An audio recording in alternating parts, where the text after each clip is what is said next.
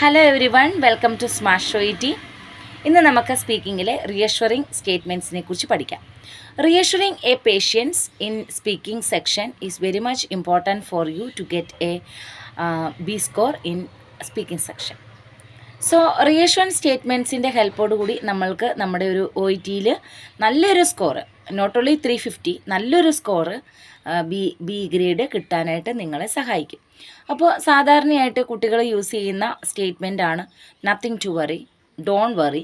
ഇങ്ങനെയുള്ള സിമ്പിളായിട്ടുള്ള ഒരു കുഞ്ഞി സ്റ്റേറ്റ്മെൻറ്റിൽ അവരത് ഒതുക്കും. അങ്ങനെയല്ല, ശരിക്കും തന്നെ നമ്മൾ റിയഷ്വറൻസ് കൊടുക്കണം. അപ്പോൾ ഇന്ന് നമുക്കൊരു 2-3 സ്റ്റേറ്റ്മെൻറ്റ്, റിയഷ്വറിംഗ് സ്റ്റേറ്റ്മെൻറ്റ് പഠിച്ചാലോ?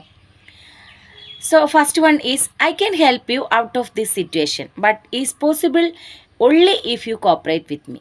നമ്മൾ പേഷ്യൻറ്റുമായിട്ട് സംസാരിക്കുകയാണ്, എനിക്ക് നിന്നെ ഈ സിറ്റുവേഷനിൽ ഹെൽപ്പ് ചെയ്യാനായിട്ട് പറ്റും. അപ്പോൾ പേഷ്യൻ്റ് നമ്മളോട് കംപ്ലയിൻറ്റ് ചെയ്യുവാണ്, ഓക്കെ പേഷ്യൻ്റ് എന്തെങ്കിലും ഒരു പെയിൻ ഉണ്ട് എന്തെങ്കിലും പറയുമ്പോൾ നമ്മൾ റിയഷ്യൂർ ചെയ്യുവാണ്, പക്ഷേ നീ കോപ്പറേറ്റ് ചെയ്താലേ എനിക്ക് നിന്നെ ഹെൽപ്പ് ചെയ്യാനായിട്ട് സാധിക്കും.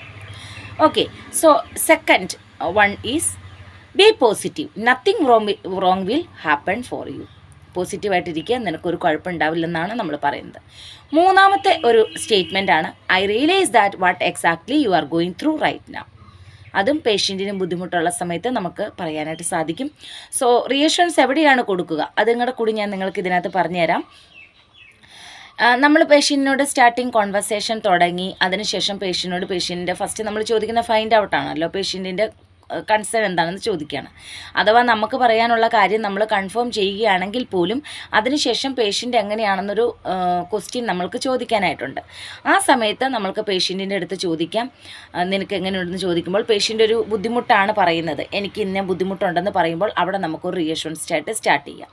So always beginning with the role play section ഒരു റിയഷ്വറൻസ് സ്റ്റേറ്റ്മെൻറ്റ് കൊടുക്കാം. പിന്നെ എപ്പോഴാണോ പേഷ്യൻറ്റിൻ്റെ ബുദ്ധിമുട്ട് പറയുക, എനിക്ക് ഇനി ഒരു ഇഷ്യൂ ഉണ്ട്, I have pain, I am not able to walk, ഇങ്ങനെ എന്തെങ്കിലും ഒരു കൺസേൺ പേഷ്യൻറ്റിൻ്റെ പ്രകടിപ്പിക്കുമ്പോഴും നമ്മൾക്ക് റിയഷ്വറൻസിൽ തുടങ്ങാം. അത് വളരെയധികം നമ്മളെ ഹെൽപ്പ് ചെയ്യും. പേഷ്യൻറ്റിനോട് റിയഷ്വറൻസ് സ്റ്റേറ്റ്മെൻറ്റ് നന്നായിട്ട് കൊടുത്താൽ നല്ലൊരു ബി സ്കോർ അച്ചീവ് ചെയ്യാനായിട്ട് നമ്മളെ സഹായിക്കും. അപ്പോൾ ഈ വീഡിയോ നിങ്ങൾക്ക് ഹെൽപ്ഫുൾ ആണെന്ന് വിചാരിക്കുന്നു. നെക്സ്റ്റ് വീഡിയോയിൽ കാണാം. Thank you so much.